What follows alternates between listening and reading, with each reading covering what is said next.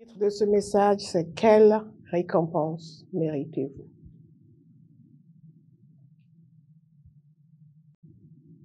Nous allons donc parler de la récompense de ceux qui aiment. Nous allons aussi parler de l'envers du décor pour conclure et équilibrer l'amour et la justice de Dieu. Parce que c'est le dernier message dans cette mini-série, dans une série, qui est sur l'amour de Dieu et l'amour des chrétiens. Dans cette série sur les attributs de Dieu, la série touche à sa fin, alors que l'année touche à sa fin. Mais nous nous sommes beaucoup attardés sur ces attributs de Dieu que nous partageons avec lui. Et je crois que cela nous a permis de nous évaluer, de réfléchir, de voir dans quelle mesure la vie de Dieu est réellement manifestée en nous, dans notre manière d'être, de faire et de vivre. Dans quelle mesure est-ce que les attentes de Dieu trouvent leur réponse dans nos vies, dans notre manière de vivre? Il est dangereux pour un chrétien de penser uniquement à ce qui est du ressort de Dieu et ne jamais penser à ce qui est de son ressort. Et cela nous amène à vivre des vies extrêmement déficitaires, où nous vivons dans l'incompréhension parce que nous ne savons pas pourquoi ceci et pourquoi cela, parce que quelque part nous pensons que nous pouvons rester tels que nous sommes. Et Dieu va continuer à faire tout ce qu'il a promis. Mais les promesses de Dieu sont conditionnelles. La parole de Dieu nous dit que si nous croyons, nous serons sauvés. Le salut est conditionné par la foi. Elle est donnée par la grâce, mais conditionnée par la foi. Et dans chaque étape de nos vies, Dieu a des attentes. Donc nous sommes sauvés gratuitement. Nous n'avons pas à payer pour le salut, mais nous devions croire. Nous devions croire. Et dans l'économie de Dieu, le salut est offert gratuitement. Et en réalité, tout nous est donné gratuitement parce qu'il n'y a rien que nous puissions faire qui va mériter la bonté et la grâce de Dieu à chaque niveau de notre vie. Mais il y a des attentes de Dieu vis-à-vis de nous. Et je vous ai parlé du système que Dieu a mis en place qui fait que les réponses et les résultats que nous avons sont conditionnés par les choix que nous faisons, les choses que nous disons, notre conformité ou non avec les attentes de Dieu. Enlevez de votre tête l'idée selon laquelle tout ce que Dieu veut, c'est que veniez à l'église le dimanche, que vous écoutiez vaguement le message dès lors où vous faites acte de présence. Et que vous soyez plus ou moins gentil, pas trop méchant. Et donc vous êtes un bon chrétien. Cela est faux. Et cette notion est de la raison pour laquelle beaucoup de chrétiens sont frustrés dans leur vie. Parce qu'ils pensent que je fais tout ce qu'il faut, pourquoi Dieu ne me répond pas. Et c'est une des raisons pour lesquelles c'est important de méditer longuement sur la rédemption. Parce que nous avons une fausse idée de notre droiture et notre justice. Si vous ne méditez pas en continu sur la rédemption, vous allez oublier d'où Dieu vous a tiré. Vous allez oublier votre perfidie, ce qui continue d'ailleurs aujourd'hui, mais vous allez oublier l'état de la chute dans laquelle vous vous trouviez et la grâce extraordinaire dont vous avez bénéficié. Parce que si nous ne sommes pas conscients en continu de l'immensité de la grâce dont nous avons bénéficié, nous allons être réfractaires à l'obéissance, réfractaires au changement que Dieu exige. Et je pèse mes mots, que Dieu exige. Je vous ai dit la semaine dernière que la vie chrétienne est une vie de service et de sacrifice. C'est le contraire de ce qui nous est prêché aujourd'hui. On nous fait croire qu'il suffit de venir danser avant un bon culte et passer un bon moment et ce n'est pas comme cela. Sinon, il faudra que Dieu s'excuse auprès de l'apôtre Paul. Qu'il s'excuse auprès de Pierre. Tous ces gens à qui il a exigé qu'ils donnent leur vie pour que vous et moi nous soyons ici. Est-ce que vous m'écoutez? Ne vous laissez pas distraire. Ne vous laissez pas distraire. Parce que nous avons chanté que seul Yeshua régnera à toujours. Jésus règne à travers son Église. Et dans le monde entier aujourd'hui, on voit que l'Église semble être en recul. Pourquoi? Parce que ceux qui appellent le nom de Yeshua n'ont pas décidé de lui obéir. Il n'y a rien de plus puissant sur la terre qu'un chrétien. Je vous l'ai dit, je le répète, il n'y a aucune entité sur cette terre plus puissante que l'Église. Aucune. Aucune. Je vous assure, il n'y a aucune entité sur terre plus puissante que l'Église. Pourquoi? Parce qu'elle est habitée par Dieu. Et que c'est à travers elle et elle seule que Dieu agit sur la terre. Et que c'est à travers elle qu'il déploie sa puissance. Mais si cette Église ne décide pas de vivre en conformité avec Dieu, elle reste faible. La semaine dernière, nous avons vu le témoignage des jeunes. Ils ont prié comme ils n'ont jamais prié auparavant. La vie de Dieu était déjà en eux. La capacité de prier était déjà en eux. Mais ils ne l'ont pas manifesté. Chacun de vous est en concentré de puissance. Mais beaucoup vivent faibles alors que Dieu a mis un moteur extraordinaire à l'intérieur. Et tout ceci pourquoi? Parce que nous n'avons pas compris dans certains cas, nous n'avons pas accepté dans certains cas. Compris ce que Dieu veut et accepté de suivre. La parole de Dieu nous dit que Dieu est amour. Toute la fondation, le fondement de notre relation avec Dieu est basé sur le fait qu'il nous a aimés. Il nous a aimés. Il nous a aimés. Et il nous aime encore. Et le sacrifice ultime a été fait parce qu'il nous a aimés. Et nous aimons jusque-là. Mais je vais vous assurer, si vous suivez ce qui suit, toutes ces récompenses que nous allons évoquer, et plus encore parce que ce n'est pas exhaustif, seront votre lot chaque jour.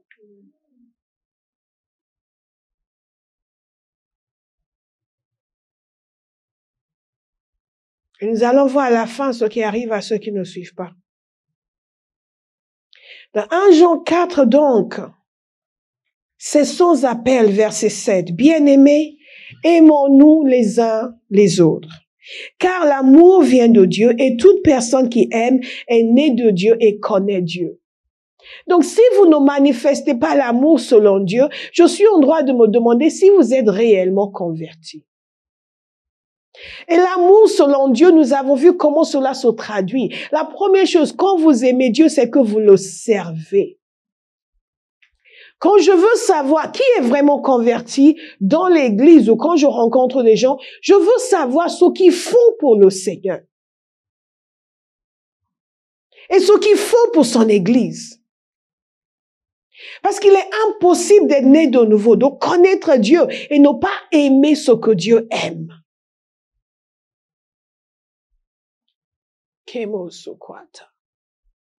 Donc, les gens qui disent c'est Jésus et moi je suis chez moi, je regarde en ligne, ou ils ne sont pas convertis, ou Satan les a saisis et les tient en captivité. Et si vous avez des amis qui disent qu'ils sont chrétiens et qui restent à la maison tranquillement chez eux, qui ne participent pas dans la communauté des chrétiens et qui ne sont pas investis quelque part, dites-leur ce que je viens de dire. Ou ils ne sont pas convertis, ou Satan les a pris en otage. Parce que Jésus bâtit son église. Et l'outil de Jésus dans cette génération, ce n'est pas le chrétien individuel, c'est son église. Et si nous aimons réellement le Seigneur, nous allons aimer son église. Nous allons nous investir pour son église. Parce que ce que Dieu fait sur la terre aujourd'hui, il le fait à travers des églises qui sont solides, qui sont fortes, remplies d'hommes et de femmes qui l'aiment.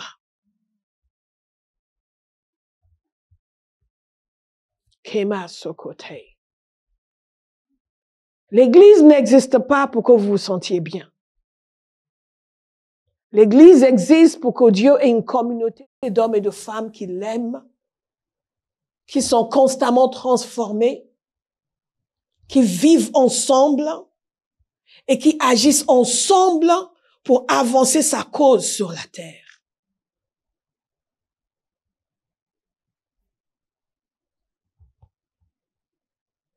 Dieu est très sérieux par rapport à ses objectifs. Et je vous le dis en continu, vous n'êtes pas son obsession. Votre bien-être n'est pas son obsession. Sa volonté, son royaume est son obsession. Vous en faites partie, donc vous bénéficiez de la grâce. Mais si vous deviez vous en retirer, vous n'allez pas lui manquer. Parfois, les gens pensent que oui, moi, je vais plus aller à l'église, moi, je vais aller vivre ma vie, moi, je vais ceci, comme si Dieu allait pleurer leur départ. Je peux vous assurer, même le pasteur ne pleure pas à leur départ.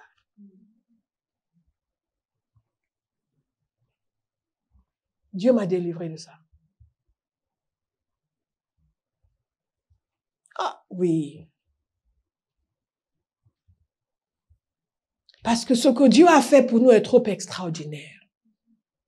Nous ne pouvons pas jouer avec les choses de Dieu.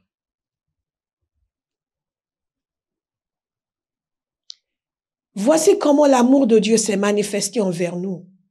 Dieu a envoyé son Fils unique dans le monde, afin que par lui nous ayons la vie. Et grâce à lui, vous avez la vie. Maintenant, dites-moi ce qui vous manque, maintenant que vous avez la vie.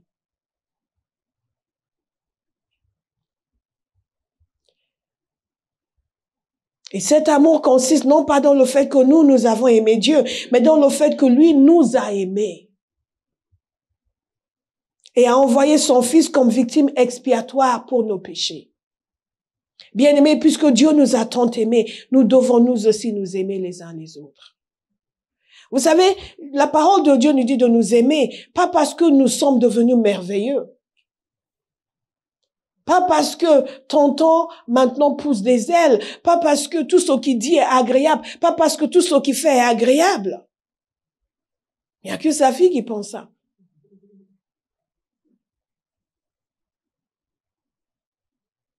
Elle a raison de le penser. J'étais adolescente avant de savoir que mon père ne savait pas tout. Parce que chaque question que je lui posais, elle avait les réponses. Pour moi, mon père, c'était waouh, mon encyclopédie ambulante. Dis un homme d'une grande intelligence, d'une grande culture, tout ce que il savait. Ma mère, je la calculais pas, mais mon père, il savait tout. J'étais adolescente avant de savoir qu'il ne savait pas tout. Et je suis sûre que d'autres personnes savaient qu'il ne savait pas tout. Dieu ne nous a pas dit de nous aimer les uns les autres parce que nous n'aurons jamais de soucis les uns avec les autres. Parce que nous n'aurons jamais de conflits les uns avec les autres. Parce qu'il n'y aura jamais de malentendus. Il nous a dit de nous aimer parce que lui nous a aimés. Vous avez le droit de cesser d'aimer quelqu'un le jour où Dieu cesse de vous aimer. C'est important pour nous de le saisir parce que l'Église est affaiblie aujourd'hui par des histoires, des problèmes, des divisions internes parce que chacun veut affirmer ses droits, sa préférence, sa volonté aux dépens de l'œuvre, aux dépens de la communauté. Parce que chacun estime qu'il a le droit de faire comme il veut. C'est faux.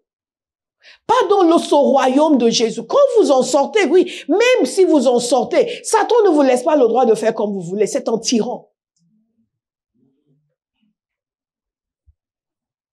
La liberté spirituelle n'existe que dans le royaume de Dieu.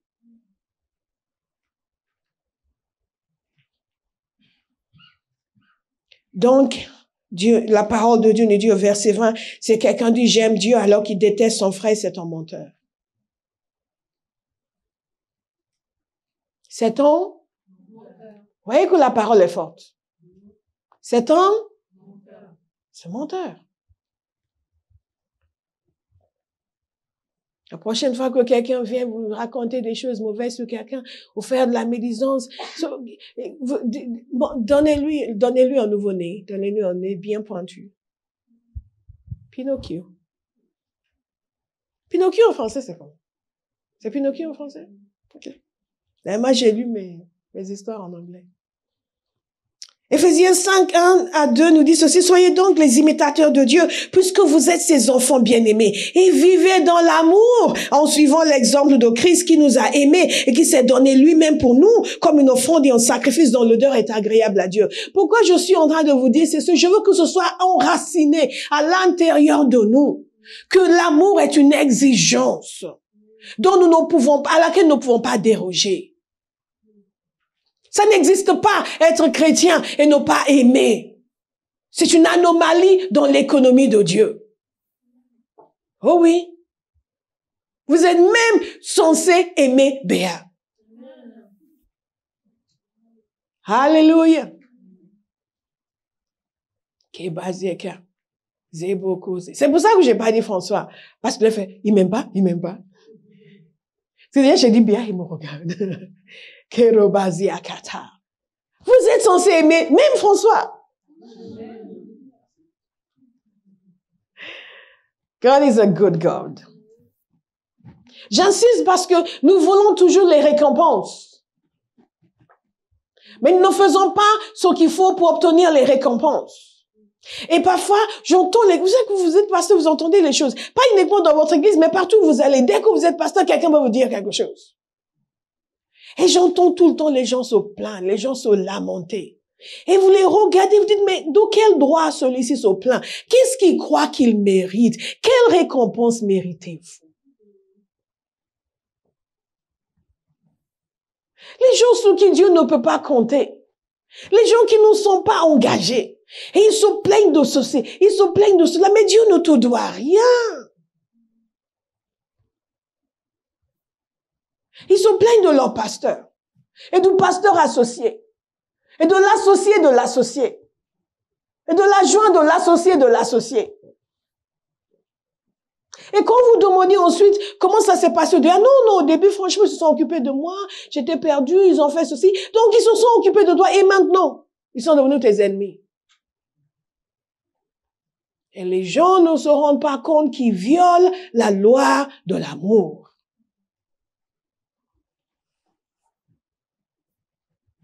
Ce n'est pas facultatif.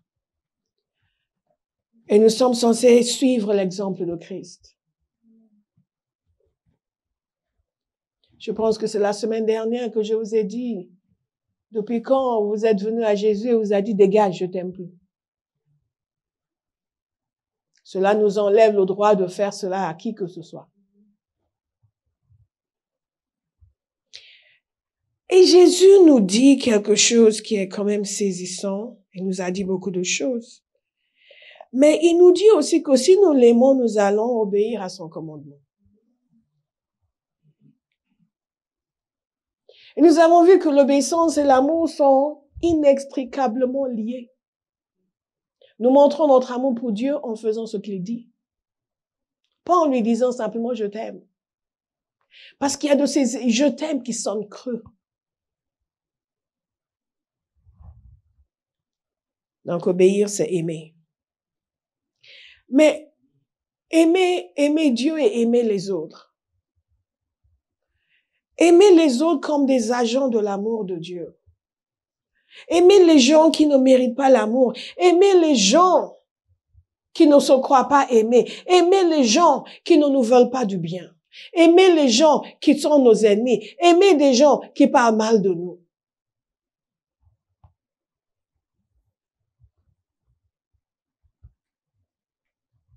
Combien d'entre nous, si nous savons que quelqu'un parle mal de nous ou a mal parlé de nous, pouvons continuer à l'aimer? La plupart des chrétiens vont s'éloigner de la personne. Et ça, c'est là, moi, je m'assois là. Oh, les gens qui parlent mal de toi, moi, non, aimez-les. Regardez avec moi dans Luc chapitre 6. Dans Luc chapitre 6, la parole de Dieu nous dit ceci au verset 26. Je vais vite parce que vous connaissez déjà le passage. Certainement, vous aurez dû l'apprendre par cœur. Alléluia, on va tester les ados avec les versets bibliques. Ils vont apprendre par cœur. Quand on était enfant, on apprenait des versets par cœur. On faisait des récitations bibliques. Et Dieu merci, ça nous est resté. Même quand on s'est égaré dans le monde, enfin, on n'était pas convertis de toute façon. Ces versets sont restés. Mais vous n'allez pas vous égarer dans le monde. Quand nous, on était à l'école de dimanche, on ne nous a pas appris qu'il fallait naître de nouveau. Ici, nos enfants le savent. Gloire à Dieu. Faites pour les autres ce que vous voudriez qu'ils fassent pour vous. Si vous aimez ceux qui vous aiment, seulement ceux qui vous aiment, pensez-vous avoir droit à une reconnaissance particulière? Les pécheurs aiment aussi leurs amis. Et si vous faites du bien seulement à ceux qui vous en font, pourquoi vous attendriez-vous à de la reconnaissance? Les pécheurs n'agissent-ils pas de même? Si vous prêtez seulement à ceux dont vous espérez être remboursés, quelle reconnaissance vous doit-on?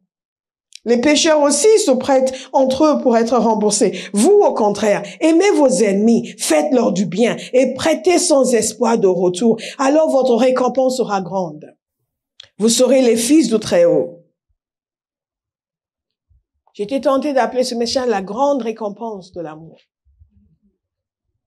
Ah, je vois que Béa préfère. La grande récompense de l'amour.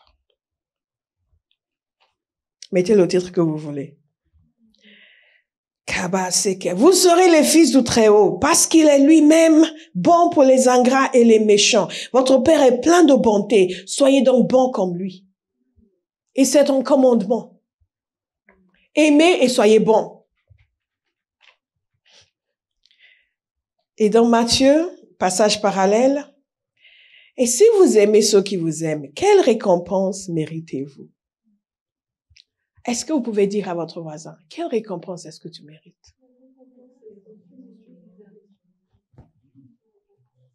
Et si vous saluez seulement vos frères, que faites-vous d'extraordinaire? Donc, la première chose qu'il faut noter, c'est qu'il y a une grande récompense. Il y a une grande récompense. Qu'est-ce qui se passe lorsqu'on aime? Il y a une grande récompense.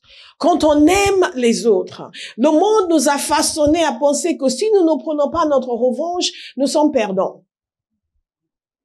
Que si nous répondons avec amour, lorsque les gens ont parlé mal de nous, ont agi mal contre nous, nous avons perdu quelque chose. Mais dans l'économie de Dieu, aimer n'est jamais perdant.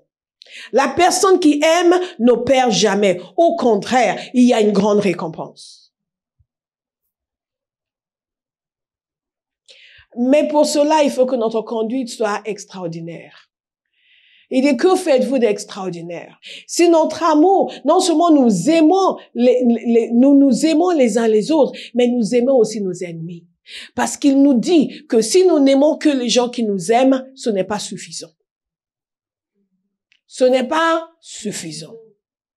Nous devons aimer les gens qui ne sont pas aimables. Et surtout qui ne sont pas aimables envers nous. C'est facile d'aimer les gens qui ne sont pas aimables envers quelqu'un d'autre. On dit, mais sois patient avec lui. Tu sais, il est un peu, sois patient avec lui. Mais quand c'est nous qui sommes affectés, quelle est notre réaction? Et Jésus nous dit que c'est notre manière de traiter les gens qui ne sont pas nécessairement de notre côté qui va déterminer si oui ou non nous obtenons une récompense. Mais ce qui est extraordinaire, c'est qu'il dit que la récompense sera, à chaque fois que vous êtes tenté de rendre le mal pour le mal, dites-vous que vous ne voulez pas, dites-vous bien que vous ne voulez pas perdre votre récompense. À chaque fois que vous faites du bien aux gens qui vous ont fait du mal et que vous avez l'impression d'avoir perdu, rappelez-vous ce que Jésus a dit. Votre récompense sera grande. Si nous nous tournions davantage à la parole de Jésus, notre caractère sera transformé. Une des choses que je vous dis souvent, c'est que je peux chasser un démon qui est dans votre vie, je ne peux pas chasser votre caractère. Vous devez prendre la décision que vous-même, vous allez changer votre caractère. Et c'est une obligation dans la vie chrétienne. Nous n'en sommes pas, Dieu n'est pas à l'aise avec nous quand on continue à être désagréable, acariâtre, médisant, mauvais. Oui, mais Jésus m'a sauvé tel que je suis, justement. Il t'a sauvé tel que tu es. Il dit que maintenant, soyez transformés. Dites transformés. Transformé. On ne parle pas de la personne qui vient d'arriver dans l'église, qui sort du monde, qui a encore un peu sonné. On peut dire, oui, il m'a pas... Non, calme-toi. Toi, tu es là depuis 8 ans. Oh, chill. On est encore en train de corriger les choses. Laisse-le. Dieu le travail. Alléluia. Dis transformé. Transformer pour aimer. Transformer pour aimer.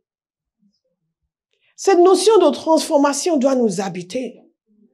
Parce que c'est comme si les gens pensent que Dieu m'aime, donc je peux rester tel que je suis. Faux. Dieu t'aime, donc il veut te changer. Il veut te transformer.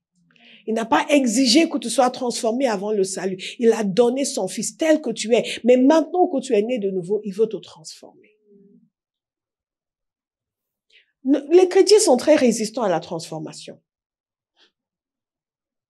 Et ils se réfugient derrière l'amour de Dieu pour justifier leur rébellion et leur désobéissance. Ce ne sera pas votre témoignage. Amen. Donc Jésus nous dit ici qu'il y a une grande récompense. Et ça, c'est la première chose, une grande récompense.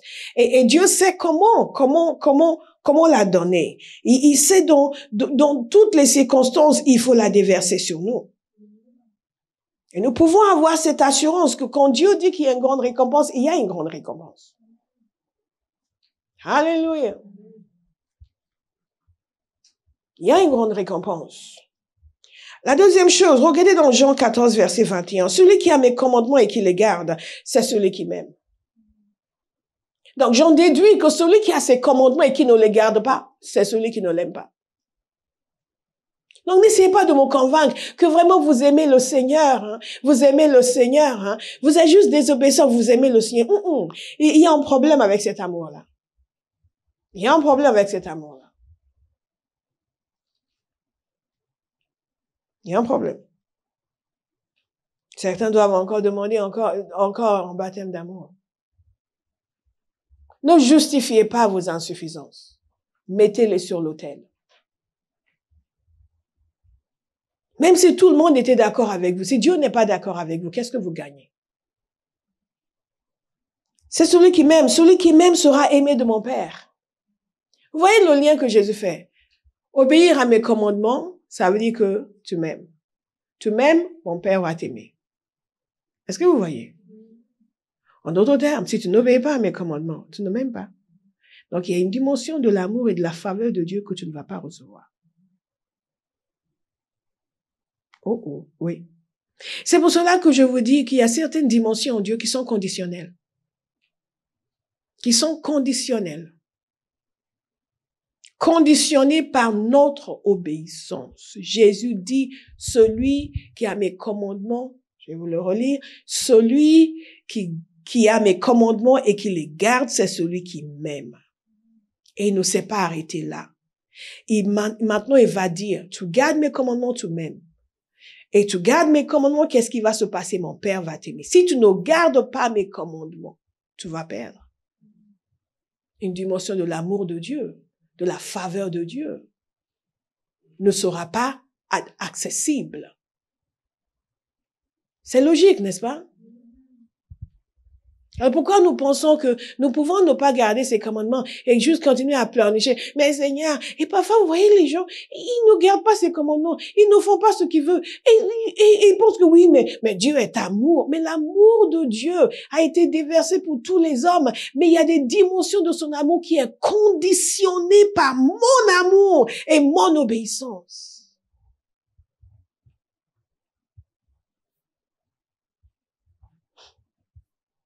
Quand vous enseignez ça à certains, ils vont vous dire, oui, mais nous sommes sur la grâce, nous ne sommes pas sur la loi.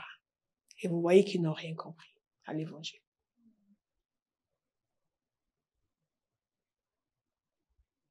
Rien. Toute société fonctionne sur la base de principes, de conditions. L'être humain est créé à l'image de Dieu. Dans notre société, nous avons des principes, des lois, des conditions en fonctionnement. Nous avons appris tout ça où? De Dieu. Alléluia. De Dieu. Je veux simplement que vous sachiez que même si on se sent un peu malade, ça ne nous autorise pas à dormir pendant le message. Ça vous autorise à écouter attentivement parce qu'il envoya sa parole et il les guérit. Afin que pendant que la parole est libérée, vous receviez votre guérison. C'est quand même assez suicidaire que de dormir pendant le message quand on ne se sent pas bien. Parce que c'est là où il faut être attentif pour recevoir sa guérison.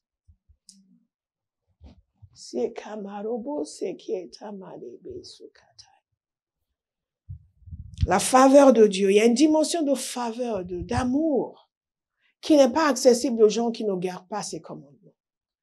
Et le commandement qu'il nous a donné, c'est celui-ci. Aimez-vous les uns les autres, comme je vous ai aimé. Ah bon? Donc, si je n'aime pas les gens, je vais passer à côté d'une dimension de l'amour de Dieu, de la faveur de Dieu. Exact. Regardez votre voisin et dites-lui exact. Exact. Exact. Exact. Jésus l'a dit et Jésus le fait. Jésus l'a dit et Jésus le fait. Vous savez,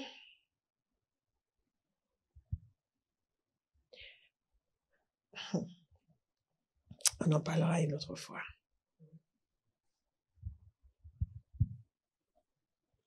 Et ça ne s'arrête pas là, parce que Jésus dit ceci: celui qui m'aime sera aimé de mon Père, et moi aussi je l'aimerai, et je me ferai connaître à lui. Est-ce que vous avez entendu ce que j'ai lu? Je me ferai connaître à lui. La révélation de Jésus, en continu, est donnée à ceux qui aiment. Ceux qui suivent son commandement. Donc, s'il vous plaît, résistez à la tentation de ne pas aimer. Parce que connaître Jésus est infiniment plus important pour moi que de me venger d'un tel ou d'un tel. Il a dit, moi aussi, je l'aimerai et je me ferai connaître à lui. Il est en train de parler de chrétiens.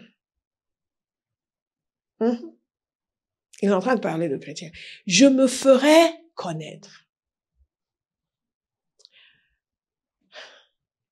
Quand vous commencez à vous approcher de Dieu, à prier, vous allez vous rendre compte qu'il y a des dimensions dans la proximité. Il y a des degrés de conscience de sa présence. Si vous n'êtes jamais allé loin, vous n'allez pas savoir de quoi je parle. Mais je prie que le désir naisse en vous d'aller plus loin. Mais au fur et à mesure que vous avancez, il y a des dimensions de proximité. Il y a des fois où littéralement, c'est comme si Jésus était venu s'asseoir devant vous. Et la révélation de sa personne vous inonde. Parfois, vous êtes en prière, vous avez l'impression que Jésus est presque palpable.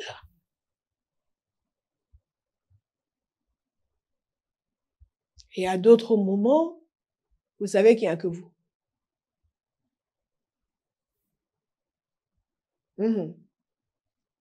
Le problème que j'ai, c'est que la grande majorité des gens chrétiens ne sont même pas conscients de ces réalités.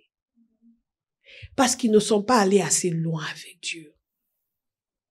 Mais Jésus dit que celui qui garde ses commandements, c'est celui qui l'aime. Et que celui qui l'aime, le Père va l'aimer. Lui aussi va l'aimer. Et il se fera connaître.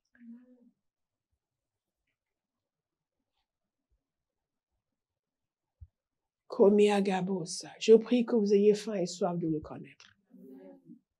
Que Dieu vous rende profondément insatisfait. Insatisfait.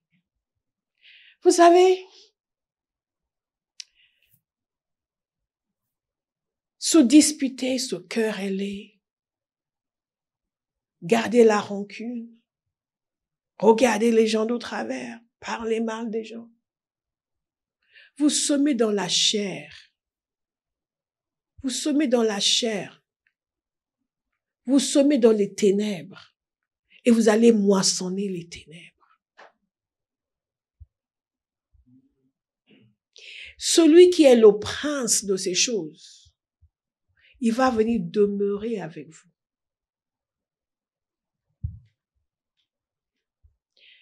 Vous voyez des gens qui ne pensent que comment je vais faire, comment je vais le faire, il va voir. Il vous dit, mais, are you a Christian? Parce que, moi, ma Bible nous dit que l'amour de Dieu a été déversé dans nos cœurs. Donc, si vous grattez en chrétien, c'est l'amour qui doit sortir. Est-ce que vous me suivez? Vous grattez en chrétien, c'est l'amour qui doit sortir. Vous cognez en chrétien, c'est l'amour qui doit sortir. Même si vous deviez le cogner par méchanceté, c'est toujours l'amour qui doit sortir.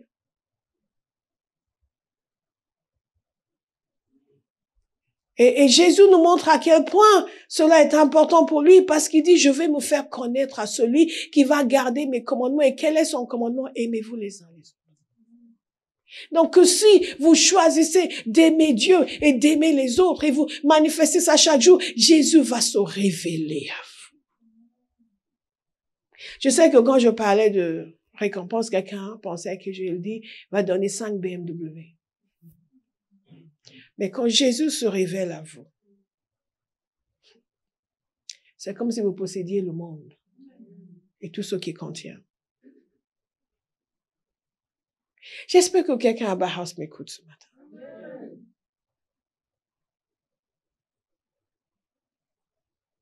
Quand Jésus se révèle à vous, et force est de constater que beaucoup de chrétiens ont prié pour recevoir Jésus, mais ne le connaissent pas. Ne le connaissent pas.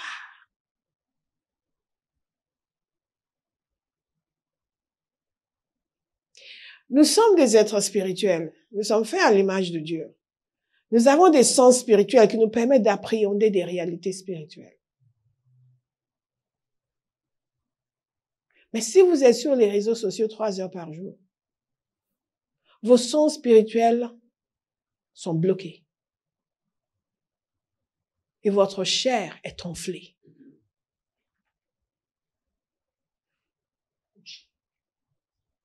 Ça, c'est pour quelqu'un. Je me ferai connaître à lui. Donc, la deuxième chose, c'est la faveur et la révélation divine. Qu'est-ce qui se passe? Je me ferai connaître à lui. Il se fait connaître à lui. Pourquoi? Pour qu'il le connaisse et pour qu'il ait une communion avec lui. Le troisième point, c'est la communion. L'intimité. Vous dites, ah bon? Donc, le fait d'aimer les autres va augmenter mon intimité avec Dieu? Oui. Oui. Oui. J'aime beaucoup le psaume 1. Qui bénit l'homme qui ne s'assied pas dans la compagnie des moqueurs. Et il déclare tout ce qui va se passer dans sa vie. Une vie verdoyante. C'est ce que Dieu nous réserve, une vie verdoyante. Une vie spirituelle verdoyante. Comment vous êtes chrétien depuis des années? On doit encore vous encourager à prier. What is your problem? On doit encore vous cajoler pour que vous veniez à la réunion de prière. Il n'y a pas d'empressement en vous. Vous êtes déficitaire. On doit encore se demander pourquoi vous n'êtes pas à la prière. Vous avez un problème.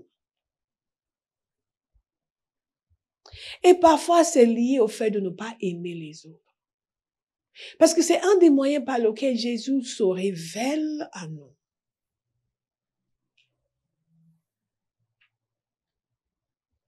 Il y a certaines choses que si ça devait m'arriver ou même me fleurer, je commence à revoir. Qu'est-ce que j'ai fait? Qu'est-ce que j'ai pu dire? Qu'est-ce que j'ai pu faire? Qu'est-ce que j'ai pu dire? Qu'est-ce que j'ai pu faire? Parce que dans ce royaume, la relation de cause à effet n'est plus à démontrer. Et vous êtes encore là? Est-ce que vous êtes encore là? Oui. La communion. 1 Jean 4, 12, il dit ceci, si nous nous aimons les uns les autres, Dieu demeure en nous. Et son amour est parfait en nous. Vous avez entendu ça? Ce n'est pas si nous aimons Dieu. C'est si nous nous aimons les uns et les autres. Dieu demeure en nous. Et son amour est parfait en nous. Vous comprenez, Dieu nous a aimés et nous dit de nous aimer. Et si nous nous aimons, Dieu demeure en nous. Et son amour est parfait en nous. Je sais que vous allez tous aimer Christelle à partir de maintenant. Amen. Alléluia. Gloire à Dieu. Elle a tellement mon temps et plus que je ne vois pas son visage d'ici. Jolie ébène. Un jour, j'étais dans le métro. Il y a de longues années de cela. Un jeune Sénégalais me regarde et me dit, surtout, restez tel que vous êtes. Je tel que je suis. Ah oui, oui, oui, parce qu'il y a trop de femmes noires qui se blanchissent la peau. Restez tel que vous êtes. J'ai dit, il y a des vices que l'on ne va jamais trouver chez moi. Se blanchir la peau à l'ognette. Donc, si vous êtes chrétien, et je m'adresse à ceux qui sont là et à ceux qui sont en ligne, vous êtes chrétienne, vous êtes une femme noire, vous vous blanchissez la peau, repentez-vous. Vous êtes en train de dire que votre peau n'est pas bien telle qu'elle est. Black is beautiful. Black is beautiful. Black is beautiful. Black is beautiful. Donc, je vois de plus en plus de femmes chrétiennes qui se blanchissent la peau.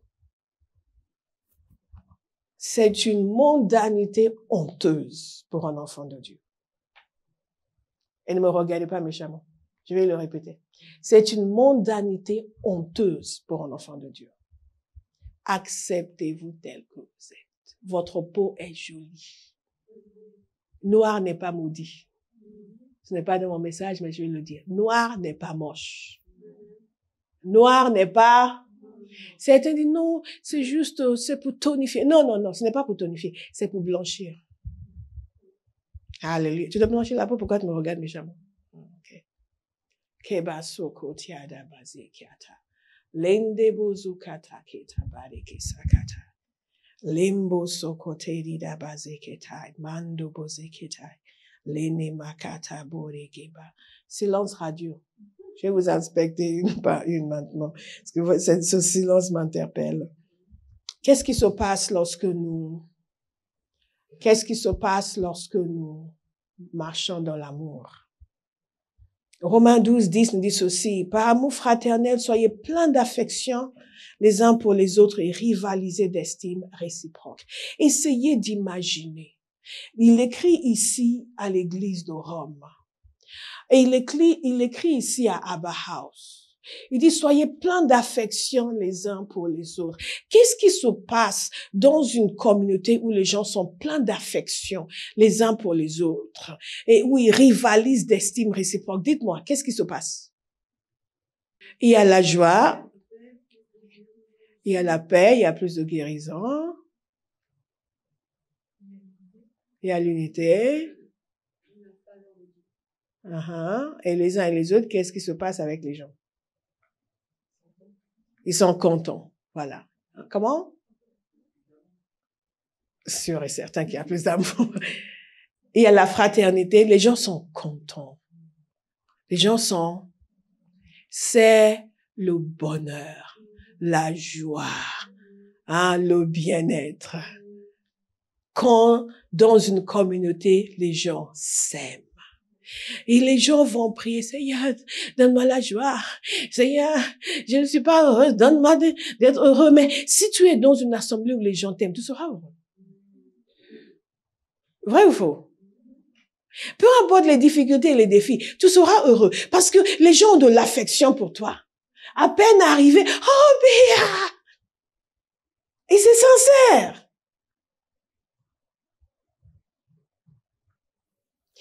Mais chacun veut prendre au lieu de donner. Et puisque chacun veut prendre au lieu de donner, personne ne reçoit. Mais que chacun s'emploie à donner de l'amour, à donner de l'amour, à donner de l'amour, à être plein d'affection. Qu'est-ce qui se passe? La conséquence, c'est un des systèmes que Dieu a établi. Il n'a même pas besoin d'intervenir pour vous rendre heureux. Vous êtes heureux, point. Et Jésus a bien dit que nous sommes plus bénis en donnant qu'en recevant, n'est-ce pas? Si vous donnez de l'amour, vous recevrez de l'amour. Et si personne ne vous aime, Dieu va vous aimer. Alléluia. C'est des gens heureux. C'est des familles heureuses. C'est des enfants heureux. On s'aime les uns les autres. Qu'est-ce qui se passe? Les enfants vont grandir dans cet environnement. Et ils vont se savoir aimer. Demandez aux enfants d'imam s'ils se sentent aimés. Est-ce que tes enfants se sentent aimés? Ils se sentent aimés. Ils n'étaient pas comme ça avant. Mais là, ils savent qu'ils sont aimés. Ils se sentent aimés parce qu'ils reçoivent l'affection. Ils se sentent aimés parce qu'ils savent aussi que leur famille est aimée, que leur mère est aimée, que leur frère est aimé. Et qu'est-ce qui se passe? C'est que les gens sont bien. Les chrétiens veulent être heureux dans leur coin chez eux en parlant à Jésus. Ça ne marche pas comme ça.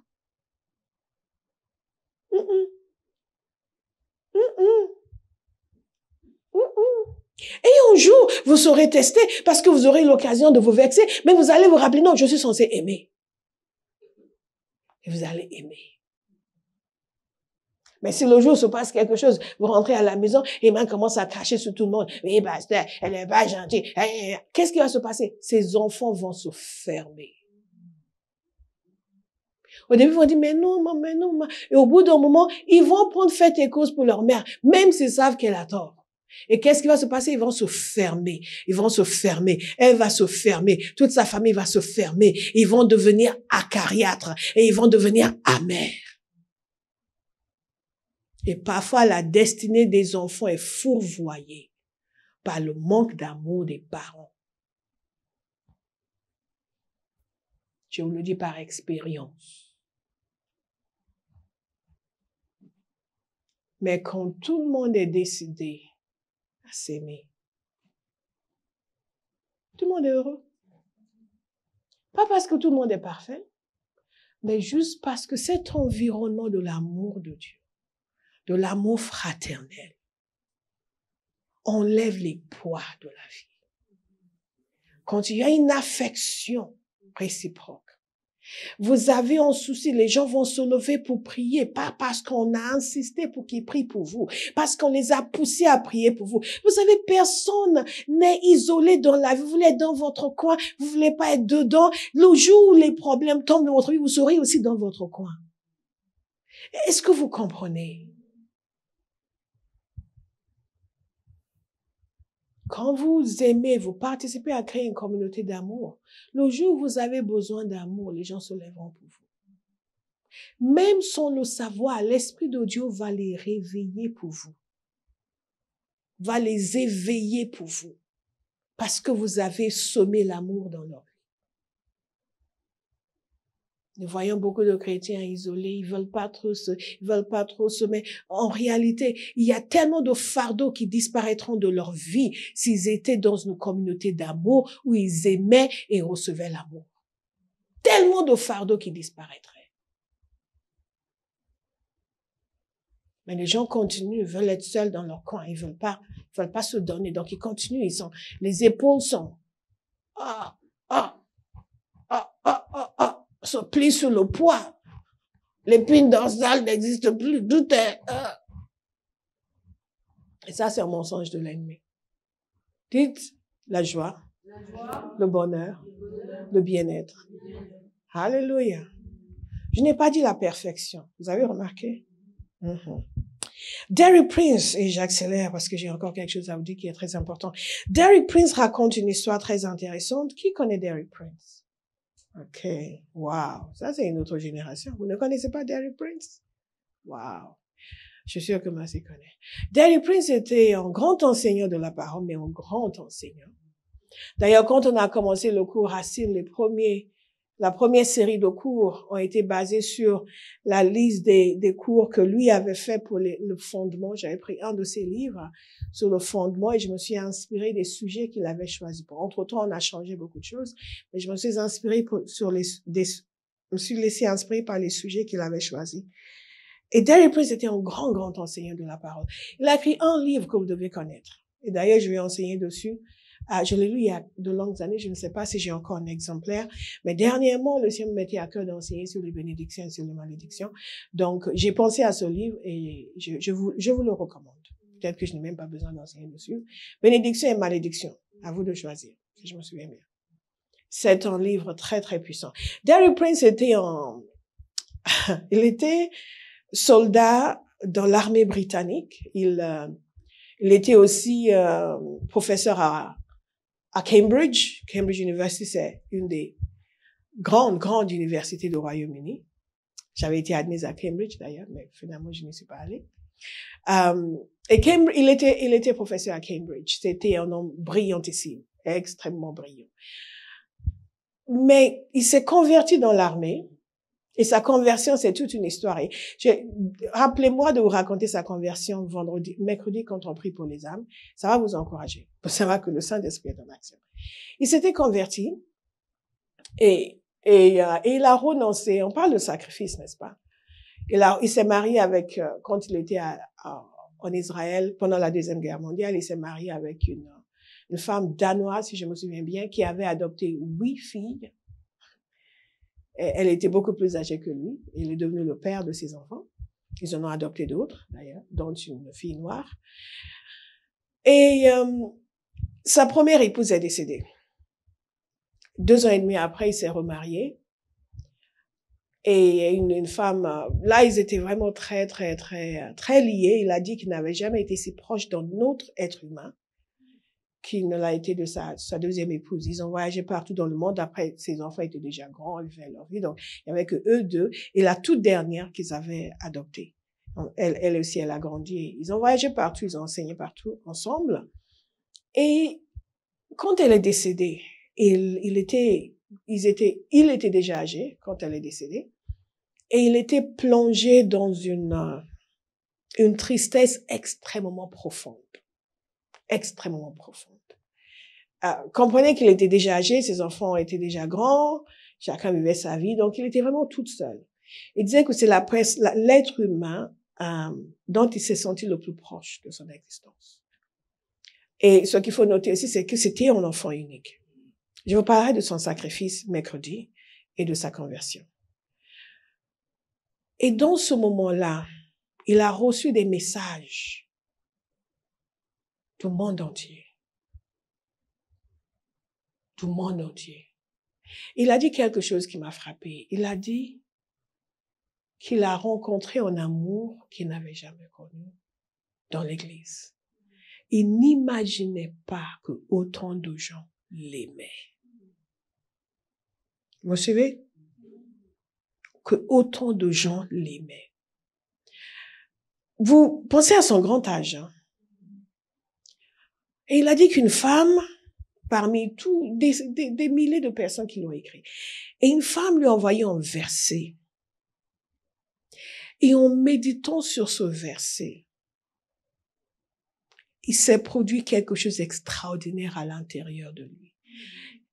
C'était un enseignant de la Bible. Derek Prince, un des plus grands enseignants qui soit depuis l'apôtre Paul. J'en suis convaincu. Un passage qu'il connaissait à fond. Mais il méditait sur ce passage. Il a eu une rencontre avec le Seigneur.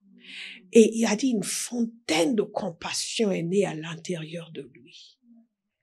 Pour les gens qui souffrent. Lui-même a été complètement libéré de cette tristesse accablante. À cause de témoignages d'amour. Ne sous-estimez pas la puissance de l'amour que nous avons les uns pour les autres. Ne détruisez pas les relations sur la base d'une incompréhension, d'une irritation, même d'une trahison. Dès lors où la personne s'est repentie, ne vous isolez pas pour dire vous voulez être dans votre coin, vous passez à côté. Jésus a établi la communauté pour une raison précise. Ensemble, nous le servons, mais ensemble aussi nous nous portons. Ensemble aussi nous nous aimons. Ensemble aussi nous portons les fardeaux les uns des autres.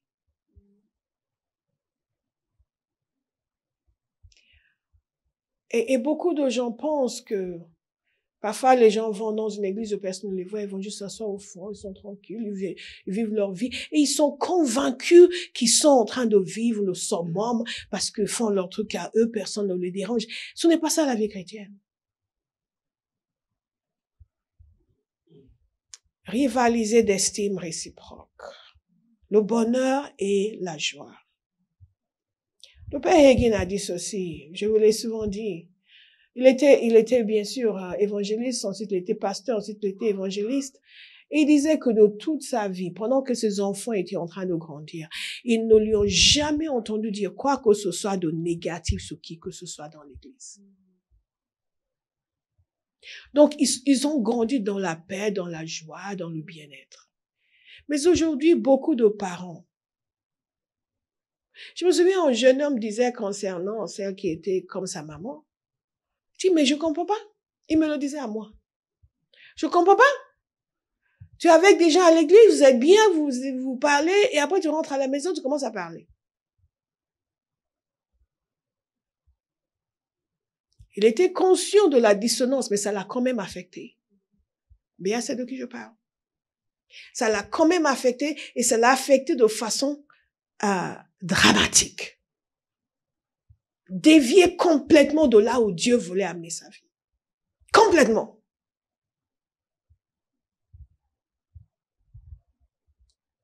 Parce que il avait une mère qui aimait en public.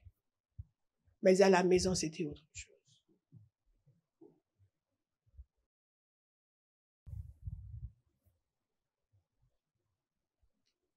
Et les gens qui observent cela sont ceux qui souffrent.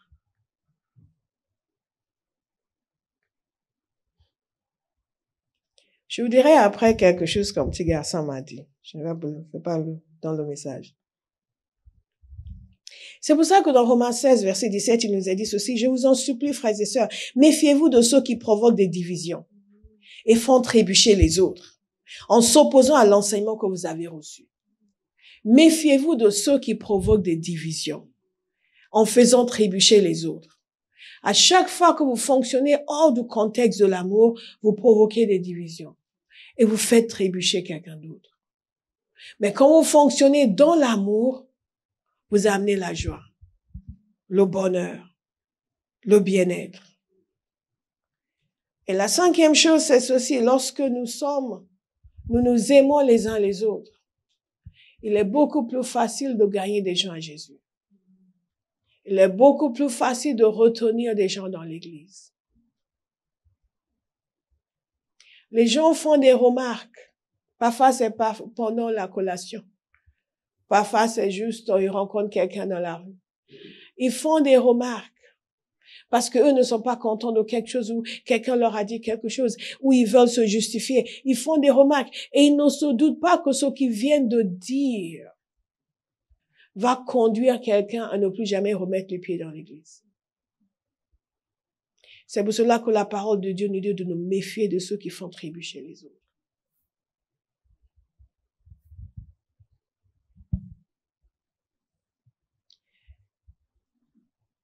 Jésus dit ceci dans Jean 13, au verset 34. Je vous donne un commandement nouveau. Aimez-vous les uns les autres comme je vous ai aimé. Vous aussi aimez-vous les uns les autres. Écoutez au verset 35. Quelle est la conséquence de cela? C'est à cela que tous reconnaîtront que vous êtes mes disciples. Si vous avez de l'amour les uns les autres. Il n'y a rien de plus puissant qu'une église où les gens s'aiment. Je vous assure, les gens qui ne connaissent pas le Seigneur, ils cherchent à être aimés. Et quand ils arrivent quelque part et ils sentent cet amour, ça les attire. Ça les attire. Et parfois, les gens ont tellement vécu des choses, ils arrivent avec leur fusil. Eux-mêmes arrivent avec leur fusil, prêts à fusiller tout ce qui bouge. Parfois, les gens arrivent remplis de démons. Ils sont chrétiens, mais ils sont remplis de démons. Ils commencent à parler, à dire des choses désagréables, à questionner tout le monde, à remettre en question. Oui, mais regarde, le pasteur dit ça. Vous aussi, le pasteur dit ça et vous courez et vous obéissez. Si vous êtes rempli de l'amour de Dieu, vous saurez tout de suite que cette personne a des démons. Et avec amour, vous l'aidez à comprendre. Ici, on s'aime, on parle pas, on dit pas du mal. Je ne sais pas d'où tout vient, mais on ne fonctionne pas comme ça ici. Le problème, c'est que beaucoup de gens vont aller dans le sens de la personne qui est démonisée. Ils vont finir par choper les mêmes démons. Ce ne sera pas votre témoignage. Ce ne sera pas votre témoignage. Lorsque nous savons l'impact de l'amour sur nous, lorsque nous aimons les autres, nous allons tout faire pour continuer à aimer et pour protéger l'environnement d'amour.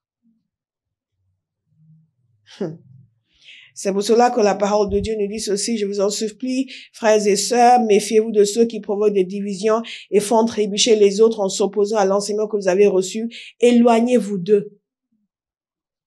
Éloignez-vous d'eux. Éloignez-vous veut dire quoi?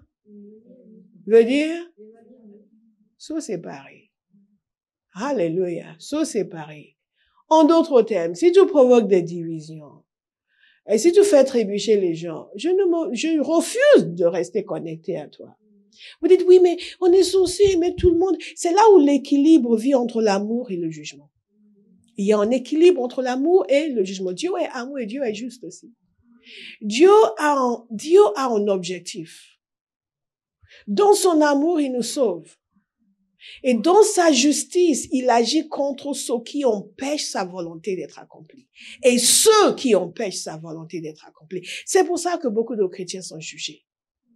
Parce qu'ils s'opposent à l'accomplissement de la volonté de Dieu. Par leurs attitudes, leurs conduites, leurs paroles. Et je vais vous en donner la preuve. Je regarde l'heure. Est-ce que je peux continuer? OK. Nous savons que ce que Dieu veut, c'est que même si quelqu'un s'égare, avec notre amour, nous le ramenons sur le droit chemin. Mais lorsque quelqu'un vit d'une certaine manière et refuse de changer, la parole de Dieu nous dit de faire autre chose. Donc je veux que vous compreniez qu'il y a un équilibre entre l'amour et le jugement. Ici, déjà, nous voyons qu'il faut s'éloigner des gens qui causent la division, qui font trébucher les autres. Il faut s'en éloigner. Il faut s'en éloigner. Parce que si vous ne vous en éloignez pas, vous serez infecté. Alléluia. Et si ce sont vos amis intimes, vous êtes amis depuis la naissance. Vous êtes nés dans le même hôpital. Vous avez été à la même maternelle. Sa mère vous gardait, votre mère le gardait. Et vous avez toujours été ensemble. Vous allez devoir mettre des barrières. Vous allez devoir dire, non, quand il s'agit de mes frères et sœurs, je ne t'autorise pas de commenter. Et dans l'église, hey, chut, on va parler de la mode. On va parler de nos études. On va parler de notre métier.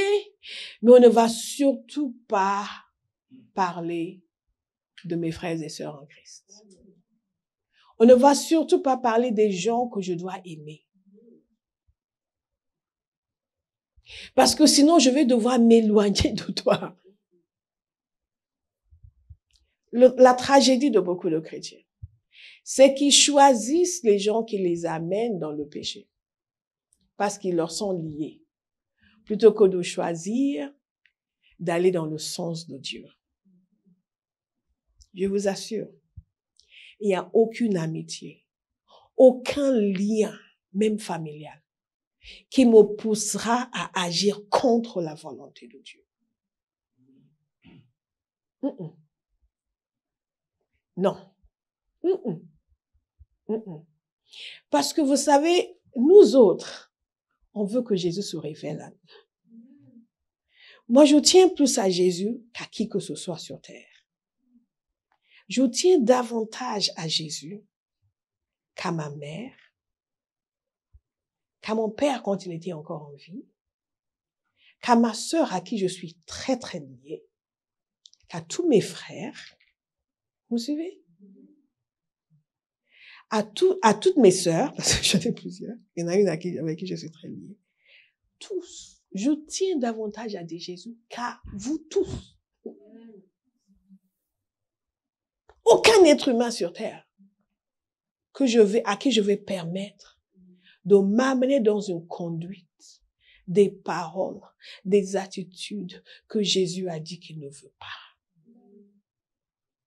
Je vous donne la liberté de vous séparer de moi. Si ma mère me dit aujourd'hui qu'elle ne me parlera plus parce que j'ai refusé d'aller dans son sens sur quelque chose alors que c'est contraire à la volonté de Dieu, je lui dirais, soit. Mais Jésus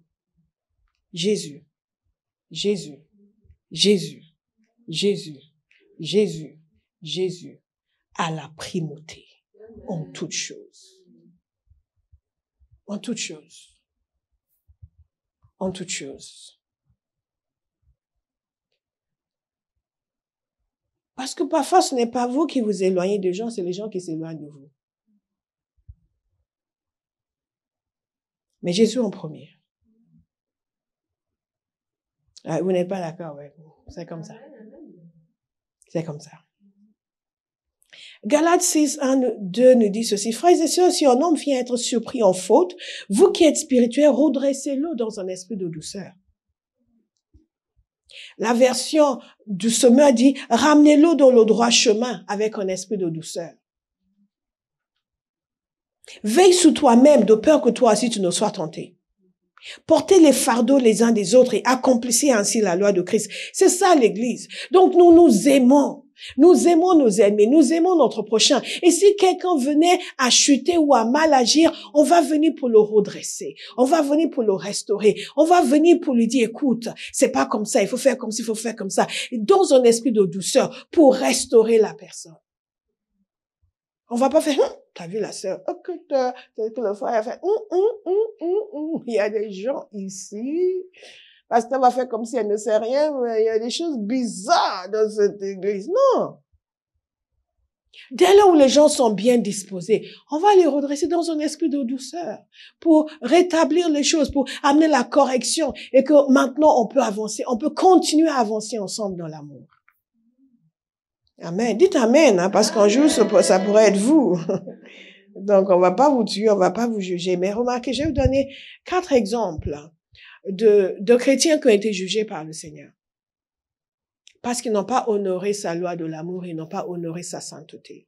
Tu dis, mais on parle de récompense, pasteur. Oui, mais j'ai commencé en disant, quelle récompense méritez-vous? Vous vous souvenez? Même si bien change de titre. Alléluia. Dans Actes 5, du verset 1 au verset 11, je ne vais pas vous lire parce que le temps est passé. Vous connaissez l'histoire d'Ananias et de Saphira. Ananias et Saphira ont trouvé la mort, mari et femme, parce qu'ils ont menti au Saint-Esprit, parce qu'ils ont essayé de gruger Dieu, parce qu'ils n'ont pas respecté les principes de Dieu. J'évoque ces exemples parce que dans l'Église, il y a trop d'impunité, il y a trop de manque de respect.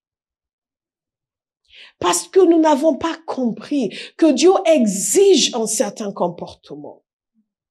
Et que le non-respect des exigences de Dieu va toujours avoir des conséquences néfastes. Ananias et Saphira ont menti, ont fait semblant, ont triché, ont grugé, comme font beaucoup aujourd'hui dans l'Église. On fait semblant d'être des gens qui aiment l'Église, donc ils viennent donner tout ce qu'ils ont, tout le prix de la vente, ils viennent donner, et ils allaient être célébrants, le frère a fait, la sœur a fait. Beaucoup d'entre nous, nous faisons semblant, nous donnons l'impression que nous avons donné tout ce que nous pouvons donner. Oui, j'ai fait le travail, j'ai fait avec tout mon être. Nous faisons semblant comme si ça nous a pris du temps, on a mis toute notre énergie, alors qu'on a juste passé quelques heures. Nous sommes comme Ananias et Saphira. Nous faisons semblant de donner au-delà de ce que nous avons réellement donné. Et qu'est-ce qui s'est passé? Ils ont été jugés. Et on peut disserter longuement sur la raison pour laquelle ils ont été jugés. Mais une chose est certaine. Ils n'ont pas respecté la loi de Dieu. Ils se sont moqués de Dieu. Ils ont menti au Saint-Esprit. Ils ont fait semblant. Ils ont fait semblant d'être remplis d'amour alors que ce n'était pas du tout le cas. Et certainement, s'ils avaient réussi, ils auraient amené la division dans l'église. Ils auraient commencé à dire à ceux qui étaient en disant, oui, mais tu sais, t'es pas obligé de tout amener, hein. Tu peux juste faire comme ça. Comme font les chrétiens aujourd'hui. Dès qu'ils font quelque chose qui n'est pas très clean et que personne ne l'a remarqué, ils vont convaincre les autres à les suivre parce qu'ils ne veulent pas être seuls à être coupables. Ils pensent que dès qu'ils sont plusieurs à le faire, ça va. Oh non, non, on est plusieurs. Même si vous désobéissez tous, vous désobéissez toujours. Quelqu'un va y penser après. Ça ne se transforme pas en bien parce que tout le monde l'a fait. Alléluia. Notez Ananias et Saphira. Parfois, nous voulons préserver nos intérêts et nous déshonorons la gloire de Dieu et nous nous laissons manipuler par l'ennemi. Il y a aussi un homme à Corinthe. Et Paul a dit à l'église que cet homme devait être livré à Satan pour la destruction de sa chair. Il leur a dit, chassez le méchant du milieu de vous. Donc, vous voyez l'équilibre. On est censé s'aimer, mais il y a des fois où on doit chasser les méchants. Et parfois, dans l'église, lorsqu'on veut chasser les méchants, les gens commencent à être, oui, mais on doit s'aimer. Non, non, non. Il y a des situations où on doit chasser les méchants. Abahas, vous m'écoutez attentivement? Parfois, on a la rébellion parmi les brebis.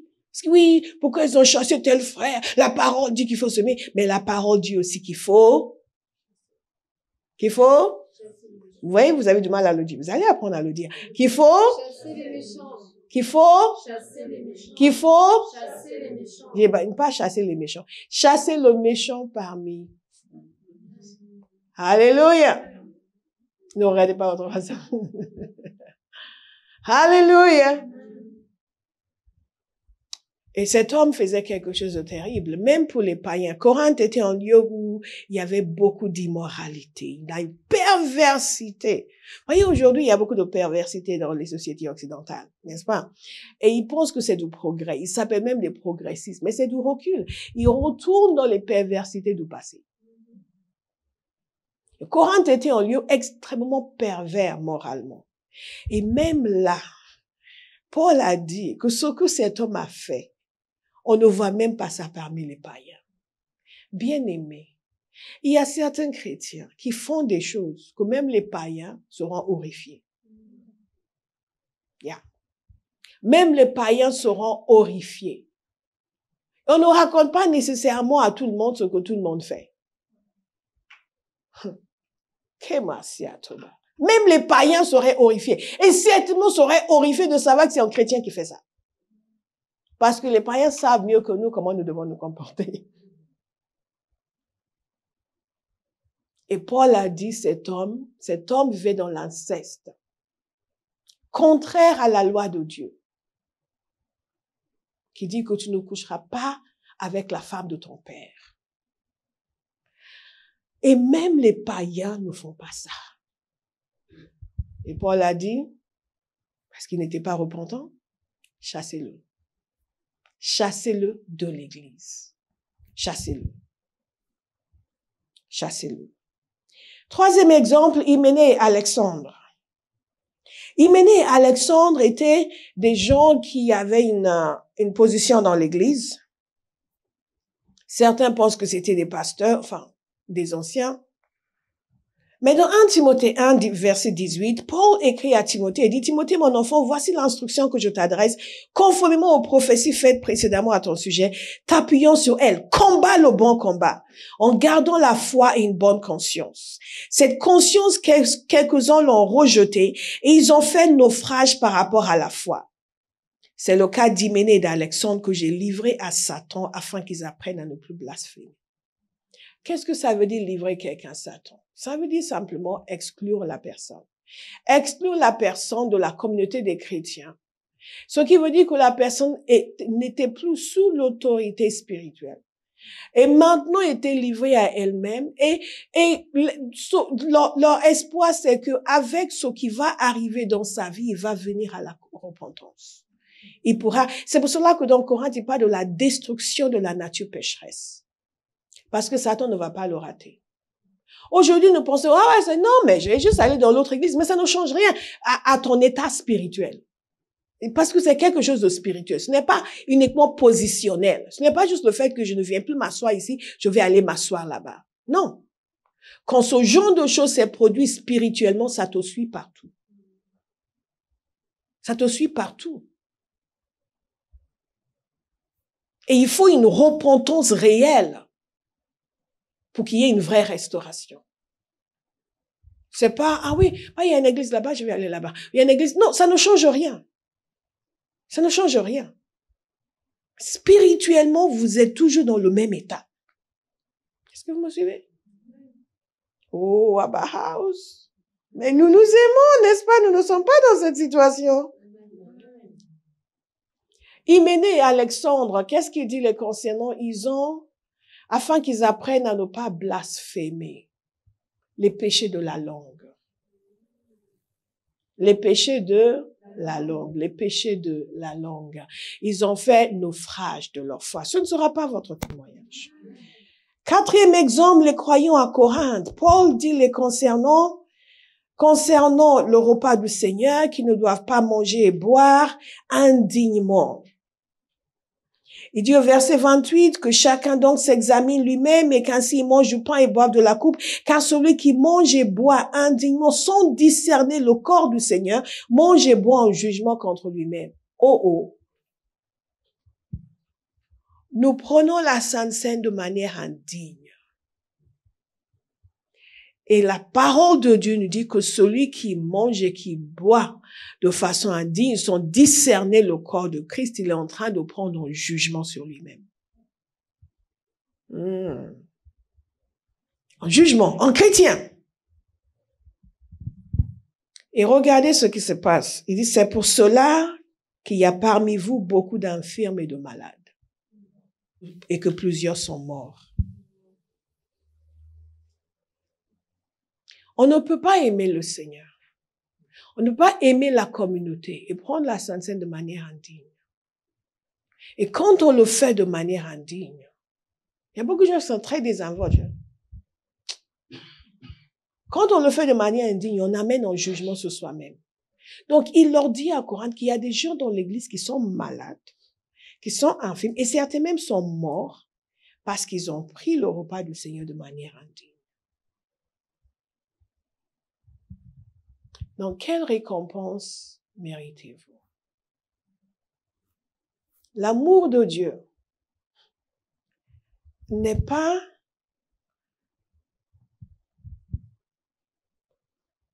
la porte ouverte pour le dérèglement. Beaucoup de chrétiens pensent que c'est ça. Ils n'ont aucun respect pour Dieu.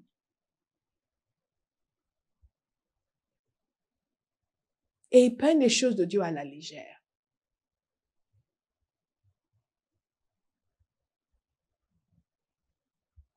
Avant, je m'égosillais pour prier pour les gens, jusqu'à ce que le Saint-Esprit commence à me montrer les causes de leur situation. Et j'ai compris qu'il y a certaines choses que vous ne pouvez pas obtenir pour les gens.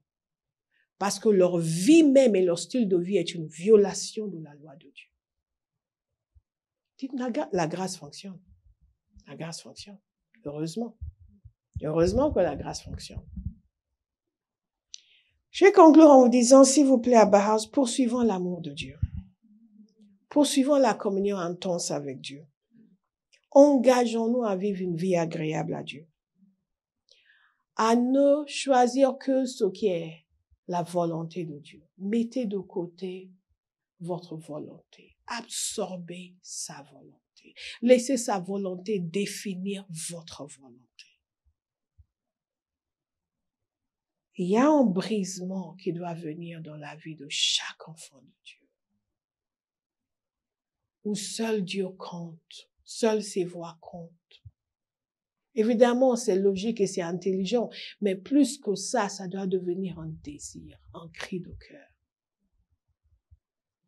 Dieu veut agir à l'intérieur de nous, pas juste à l'extérieur de nous. Dieu veut nous changer, pas juste nos circonstances. Dieu veut se donner à nous, pas juste nous donner des choses.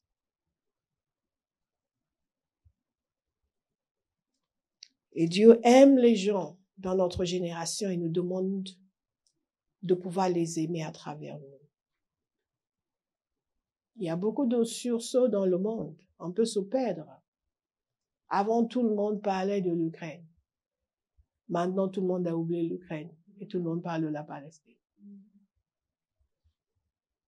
Les royaumes viennent et partent. Le monde est en constante ébullition. Mais la parole de l'Éternel demeure éternellement. Et nos vies doivent être basées sur cette parole. Remercions le Seigneur.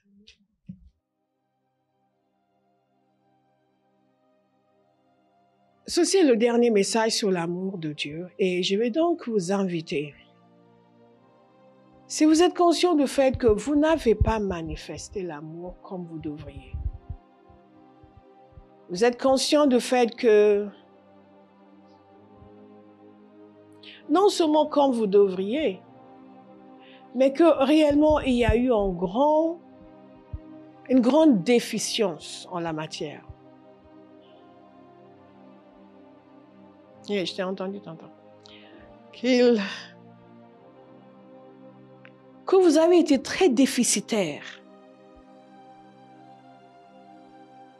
dans ce domaine.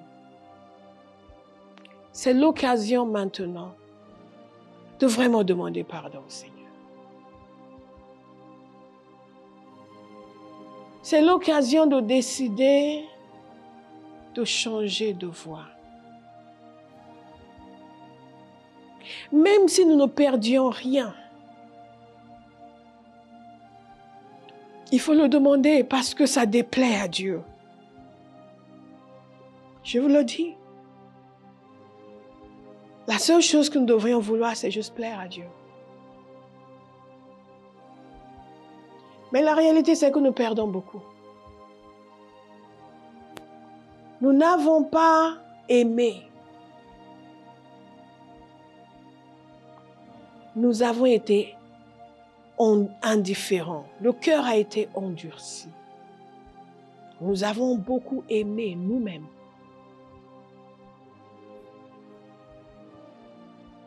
Je vais vous inviter à demander pardon au Seigneur. Et à décider que non. Les choses vont changer.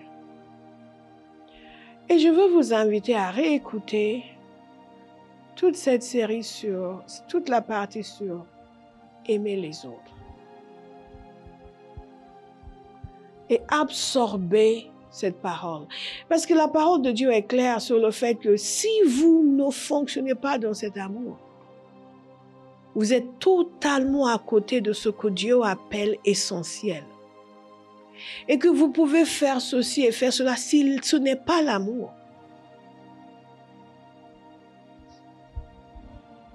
Ça ne rime à rien devant le Seigneur.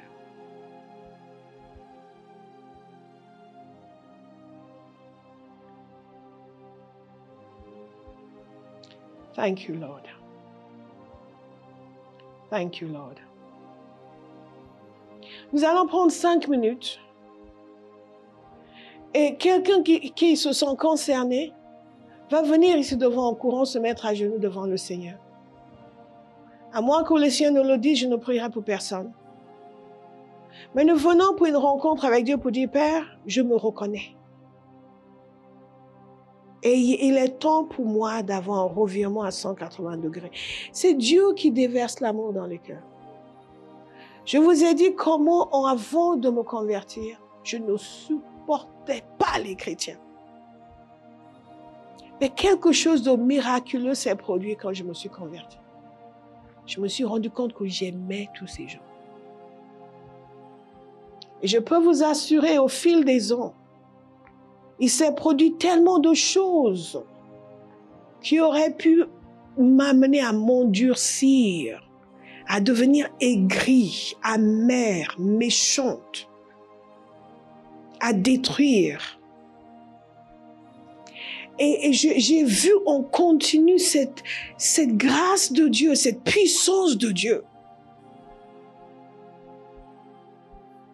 Kamasekata.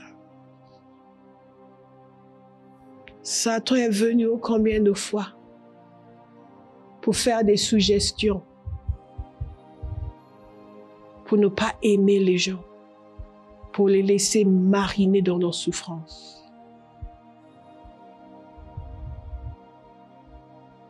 Pour se protéger en ne faisant rien pour les autres. Et beaucoup d'entre vous, c'est comme ça que vous vivez. Je peux vous témoigner que la puissance de Dieu agit à l'intérieur de vous.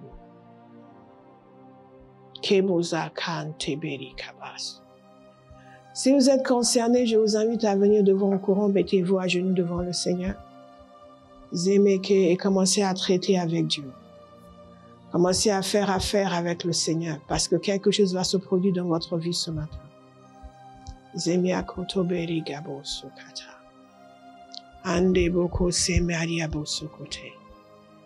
Mettez-vous devant le Seigneur et commencez à prier. Il ne faut pas venir en traînant des pieds. Hein. Si vous êtes concerné, venez franchement tonton, c'est pour ça, mais devant. On n'a pas honte pour ce genre de choses. Vous pouvez passer encore 10 ans à mariner.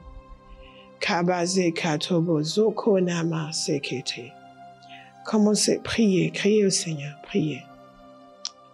La puissance de Dieu, la puissance de Dieu, la puissance de Dieu. Hekwana, ezumeketeko, lemekwata. Je vais t'aider, hein. Toi, je vais t'aider. Tu es concerné par cette parole. Tu ne le sais pas. Tu ne le sais pas. Wow.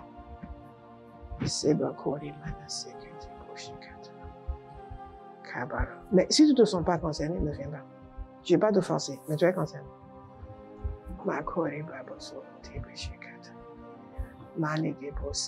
Je ne vais pas venir vous voir individuellement. Elle, c'est la grâce de Dieu.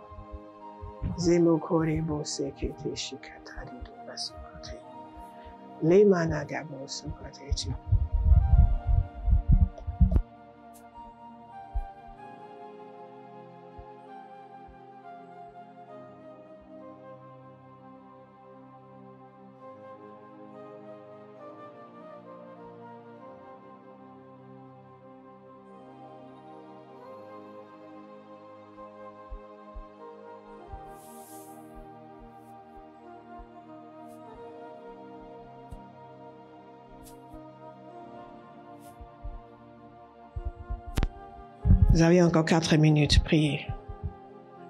Kabasokoteshi. Temani kabostokoteba. Meida kabosokotea bareke sabada. Melege basokotede. Aligedo basekete. Lady aboko sabakate. Si nous n'allons pas repartir avec le même cœur avec lequel nous sommes venus, nous allons repartir avec un cœur circoncis. Nous allons repartir.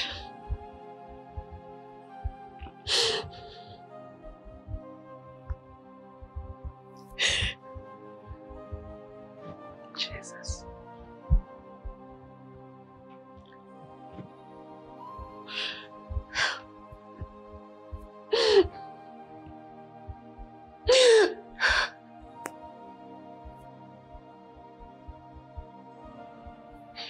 Nous allons repartir avec des cœurs tendres. Tendres. Tendres. Même envers les gens qui nous ont fait du mal. Il brise l'endurcissement. Brise l'indifférence. Seigneur, donne-nous un cœur de chair et non de pierre. Un cœur tendre, tendre, tendre, tendre, par ta puissance, par ta puissance, par ta puissance, par ta puissance, par ta puissance. Nous évacuons toute rancune. Nous évacuons toute rancune. Nous évacuons tout désir de vengeance. My God. Toute indifférence. Dans mon cœur tendre. Nous n'avons pas aimé comme nous devions aimer. Nous ne sommes pas donnés comme nous devions nous donner. Nous n'avons pas eu un cœur pur comme nous devions avoir. Oh God. Oh God. Oh God. Oh God. Whew. Jesus. Jesus. Jesus. Si nous n'allons pas finir uniquement avec des paroles dans nos oreilles, mais avec des cœurs transformés. Priez, priez, parlez avec le Seigneur.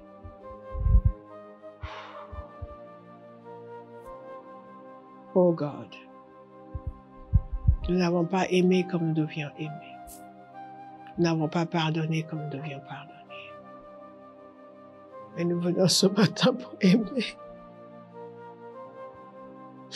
Aimer ceux qui nous ont offensés. Aimer ceux qui ne nous ont pas offensés, que nous devions aimer, que nous n'avons pas aimé.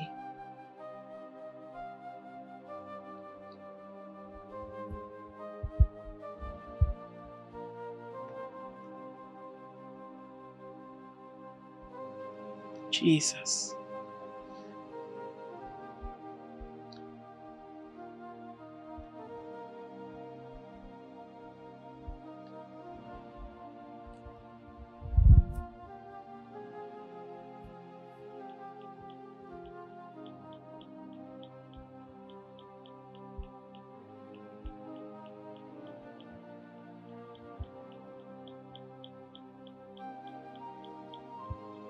Nous voulons être bons comme tu es bon.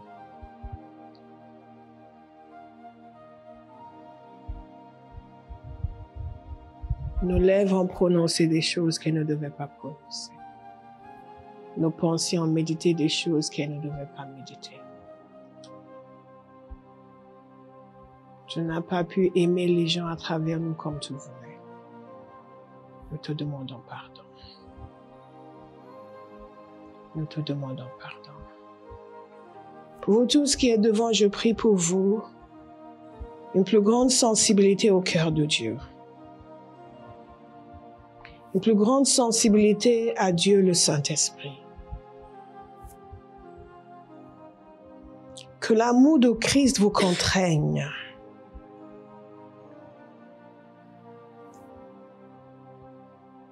Wow.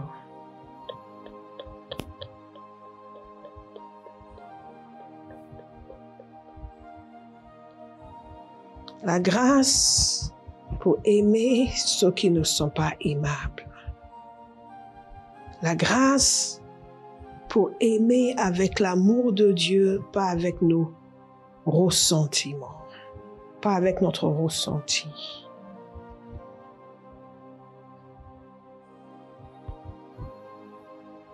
Que votre vie soit imprégnée de la récompense de Dieu pour ceux qui aiment.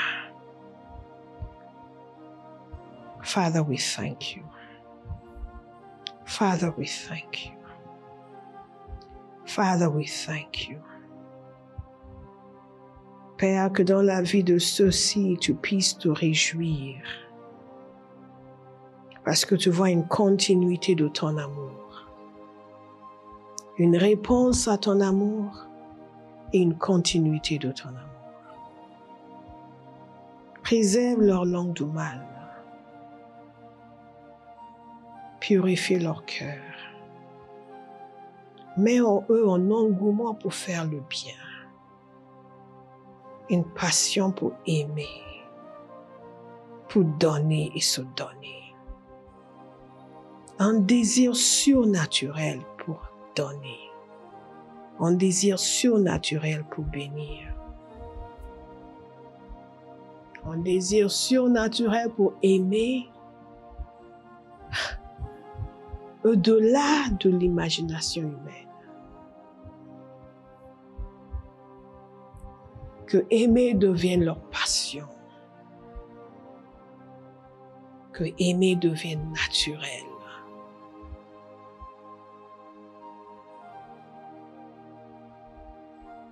Papa, nous te disons merci. Que là où les autres voient le mal, que eux voient le bien. Qu'ils ne cherchent que le bien. Qu'ils ne cherchent qu'à faire le bien. Comme Jésus n'a cherché qu'à faire le bien. Mets dans leur cœur l'obsession pour faire le bien. Pour se donner pour toi et pour se donner pour les autres. Pour se donner pour ta maison, pour se donner pour ton œuvre. Comme tout est donné pour ton Église. Père, que nous soyons des porteurs ambulants de ton amour. Partout où ils sont, à la maison comme au travail. Que ton amour se dégage d'eux en continu. Père, tu vas leur accorder la faveur avec les gens parce que les gens vont juste se sentir aimés. Beaucoup seront gagnés à toi parce qu'ils vont se sentir aimés et ils vont se savoir aimés. Père, à partir de ce jour, que leurs yeux ne soient pas sur eux-mêmes, mais sur toi. My God, thank you. Thank you. Thank you. Father, thank you. Father, thank you. Father, thank you. Father, thank you. Father, thank you. Father, thank you. Nous savons que aimer n'est pas une émotion, c'est une décision. Mais aussi que tu remplis nos cœurs d'affection. Et nous choisissons d'aimer et nous recevons l'affection divine. Nous te disons merci pour la force que tu donnes à chacun pour aimer au-delà du ressenti. Père, nous te disons merci. Père, nous te disons merci. Père, nous te disons merci. Père, nous te disons merci. Père, nous te disons merci. Père, nous te disons merci. Père, je te remercie aussi de ce que tu effaces les larmes, tu effaces les douleurs, tu effaces les peines, tu effaces les vexations, tu effaces les irritations, tu effaces les souffrances. Merci pour ton intervention chirurgicale. Qu'il soit délivré de tout sentiment de rejet, d'incompréhension. Fortifie-les, Père. Fortifie-les. Que ton amour dégouline. Père, merci. Ta parole nous dit, il restaure mon âme. Que leur âme soit restaurée. Que leur âme soit restaurée. Que le zèle pour aimer et encore les remplisse. Père, merci. Merci. Merci. Merci. Merci. Merci. Merci. Merci pour la sensibilité au Saint-Esprit qui nous permet de ne pas nous offenser lorsque nous sommes censés nous repentir. Que le robinet d'amour ne soit pas bloqué par notre rébellion et par notre incapacité de reconnaître nos torts. Merci, Père. Donne à chacun d'eux un désir ardent de te plaire. De faire et agir pour te plaire. que nous trouvions notre satisfaction dans ton plaisir. Nous t'aimons Jésus, donc nous allons obéir à tes commandements. Nous t'aimons, donc nous allons aimer les autres. Et nous recevons cette révélation de ta personne.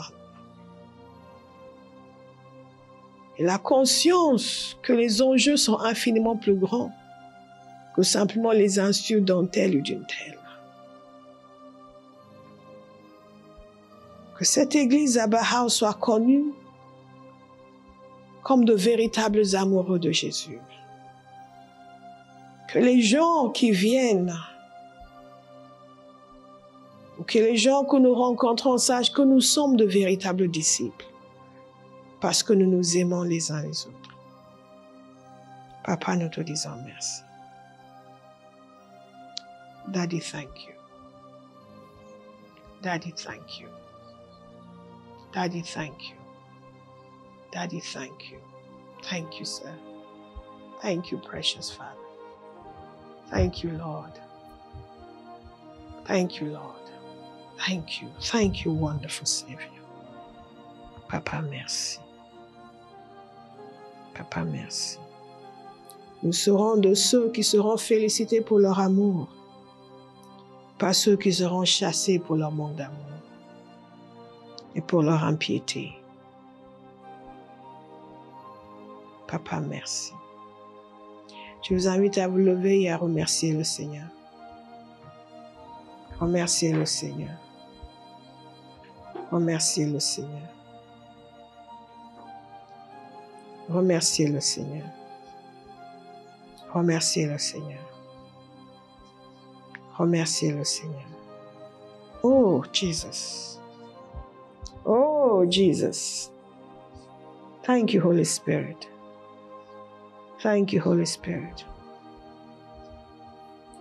Je déclare sur vous ce matin, recevez l'amour de Dieu. Là où l'amour vous a manqué dans votre vie, que ce manque disparaisse maintenant. Que l'amour de Dieu pénètre votre âme, pénètre votre être et vous comble totalement. Vous comble totalement. Que tout sentiment de ne pas être valorisé, aimé, connu, reconnu, apprécié disparaisse de votre vie. Je prie que vous soyez saturés de la conscience de votre valeur pour le Seigneur et de son amour indéfectible pour vous, un amour illimité, abondant. Tout sentiment d'abandon disparaît. Tout sentiment de rejet disparaît. Tout sentiment d'insuffisance disparaît. Soyez remplis de la conscience de l'amour du Père. Sobakata Deshir. Tout sentiment de déficience émotionnelle disparaît. Que l'amour de Dieu pénètre jusqu'au plus profond de votre être. Dans le nom puissant de Jésus. Que vous donniez de l'amour à partir de l'abondance dont vous jouissez. Parce que nous aimons, parce qu'il nous a aimés le premier. Recevez son amour au nom de Jésus.